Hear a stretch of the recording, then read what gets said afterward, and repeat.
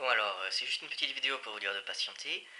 Comme prévu, j'ai interviewé ma sœur qui va vous en dire beaucoup plus que je pourrais le faire sur la cellule œuf et les tout premiers chromosomes avec lesquels on démarre dans la vie. Et vous allez voir, c'est très intéressant. Sinon, c'était juste pour vous tenir au courant. Je prépare quand même quelque chose sur l'autre chaîne, là où je traduis des documentaires. J'ai un sujet que j'appelle La plus belle pour aller danser sur les personnes transgenres qui sont considérées comme extrêmement sexy et qui prennent extrêmement soin de leur corps, qui font des concours de sosie ou des concours de beauté, des choses comme ça. Bon, ça m'amuse de parler de ce sujet, même si c'est pas du tout ma catégorie.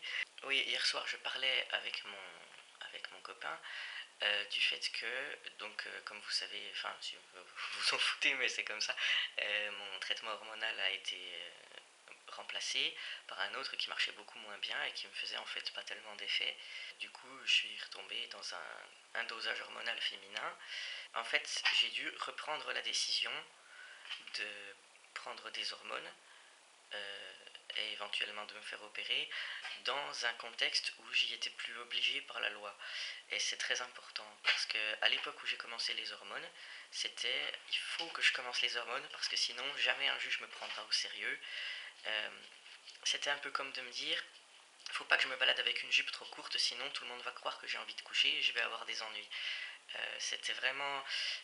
J'ai fait ça par pessimisme envers mon environnement social et en gros parce que je ne croyais pas en la nature humaine, parce que il fallait que je trafique mon corps pour qu'on fasse attention à ce qu'il y a dans mon esprit et pour qu'on accorde de la valeur à ma volonté et à mes droits, à ma liberté, voilà, qu'on me reconnaisse ma liberté parce que je l'avais gagnée en ayant le bon physique. Donc c'était très. En même temps, j'avais envie de prendre des hormones parce que je voulais voir quelle tête j'aurais si j'étais né avec un corps masculin. Donc voilà, c'est-à-dire que maintenant, j'ai mes papiers, j'ai ma carte d'identité, j'ai ma carte de sécurité sociale, j'ai tout ce qu'il faut. Comment dire, je gagne ma vie. Bon, on peut pas dire que j'ai un travail fixe, mais ça va, je m'en sors. J'ai un appartement que j'ai pu louer un appartement normalement, vous voyez. Et toutes mes relations avec le monde extérieur passent par le filtre de documents qui leur disent cette personne est un homme, et éventuellement ensuite un homme transgenre. Mais du coup, pour eux, ils prennent les choses dans l'ordre où il faut qu'ils le prennent. Et j'ai pas, comment dire, j'ai pas besoin de prendre des hormones. Je pourrais très bien avoir mes règles tous les mois. Euh, bon, en fait, voilà, c'est ça la situation. Je pourrais ne plus avoir de piqûres, avoir mes règles tous les mois, du coup, vivre avec. Et il y a des gens qui le font, qui considèrent, voilà, après tout, ils sont nés comme ça, ils peuvent vivre comme ça. Chat, faut toujours que tu participes, hein.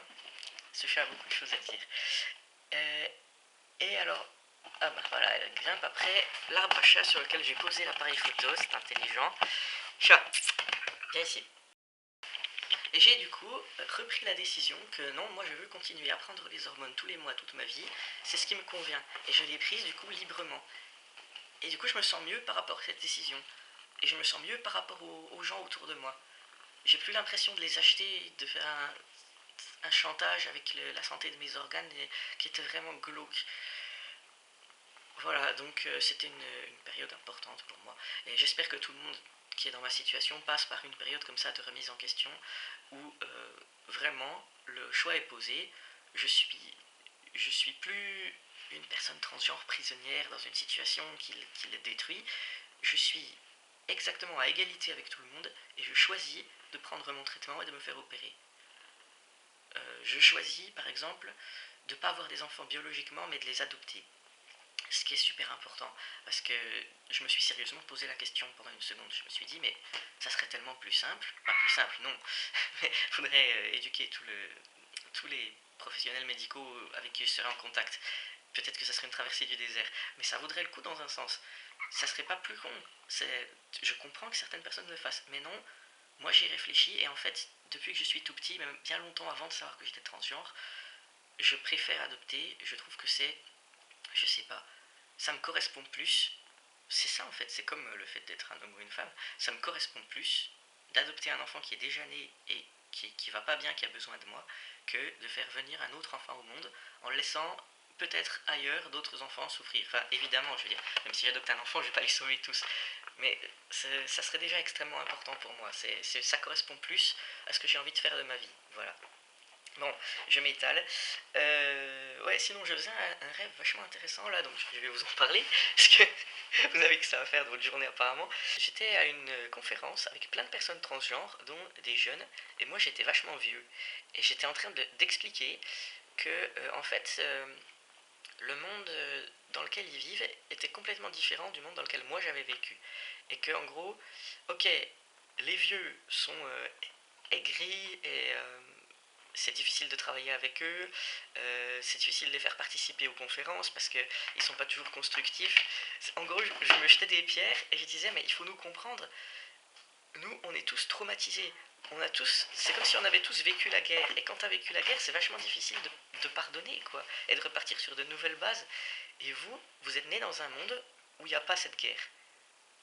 Vous êtes nés dans un monde où les personnes transgenres sont traitées normalement. Donc vous pouvez pas comprendre d'où on vient. C'était génial de dire ça en même temps, et je me sentais bien en disant ça parce que voilà, c'est l'avenir tel que je l'imagine. L'avenir où ouais, pas où je devrais m'excuser, mais l'avenir où je devrais expliquer aux gosses que à une époque ça a été horrible. Et heureusement, eux, c'est fini, ça n'arrivera plus. Eux-mêmes et leurs enfants, enfin leurs enfants, ceux qui viendront après eux, parce que ça sera pas forcément leurs enfants, bien sûr, euh, il faudra qu'ils fassent un effort de réflexion pour se dire ok, c'était comme ça à une autre époque.